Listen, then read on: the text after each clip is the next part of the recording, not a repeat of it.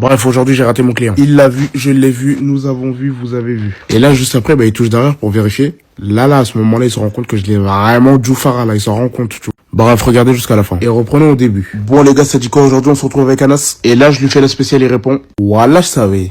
Pour la faire court, il avait une compta et il voulait changer de coupe. Les installations, on commence par la cape, le col raide et on attache ça très très fort. Maintenant qu'il est bien installé, on va donner suite à la procédure et commencer par séparer pour ensuite tracer l'arrêt. Une fois que ça c'est fait, on va venir dégrossir les zones où on va faire le dégradé. Ensuite, directement, j'enchaîne par le...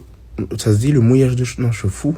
Reprenons. Du coup, je disais, on va venir mouiller le cheveu pour ensuite venir couper avec le ciseau.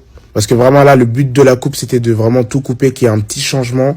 Là, il est passé d'une cuenta à un dégradé, comme je vous l'ai dit. Ah oui, et j'ai oublié de préciser, à aucun moment j'ai raté sa coiffure, hein, c'était juste pour le début de la vidéo, vous avez capté. Je sais pas, je voulais faire une petite intro comme ça qui captive, bref. Après avoir mouillé les cheveux, ajusté les longueurs, bien coupé, on va venir maintenant faire l'arrêt sur cheveux secs évidemment. Accompagné des contours, bien évidemment, vous-même, vous savez, c'est très très important, les contours, les wanks. Le carré, vous savez, le carré.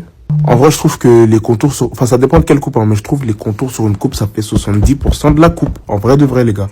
Bref, on est enfin au dégradé. Du coup, là, je vais prendre ma tondeuse de coupe. Je vais venir tracer la première ligne. Ensuite, on va directement enchaîner par les sabots 1,5, 3, 4. Puis voilà, on va fondre le dégradé. Et vous êtes sûrement en train de vous demander qu'est-ce qu'il fait à gigoter comme ça. Là, en fait, j'étais en train de lui faire des Ulis Day. Et il me disait à chaque fois que je lui en refais un, il allait me goter juste après parce qu'il y avait sa meuf à côté. Bref. Et là, du coup, on a comparé nos mains parce que je lui ai dit que ma tête... j'ai plus à parler. Du coup, je disais qu'en fait, ma main a fait la taille de sa tête et que si je le giflais, il allait avoir mal. Il a dit que lui aussi, il avait une grande main, donc s'il me giflait, j'allais avoir mal aussi. Donc on a comparé nos mains. Ouais, je sais, des discussions cheloues avec mes clients. Je vais grave laisser la voix off comme ça, hein. Ça va vous montrer un peu comment on se blesse là derrière les voix off. Bref.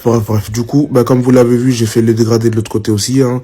La première ligne, le premier sabot, le deuxième, le troisième, ainsi de suite, histoire d'obtenir un joli fondu sur toute la tête. Et là, on enlève les petits cheveux en bas de la nuque, là, très très important, sur les côtés aussi, histoire d'avoir un dégradé bien zéro et qu'il soit satisfait. Du coup, là, on est sur les finitions, on va utiliser le shaver, on va utiliser l'autre Cologne pour venir bien désinfecter, tuer les microbes.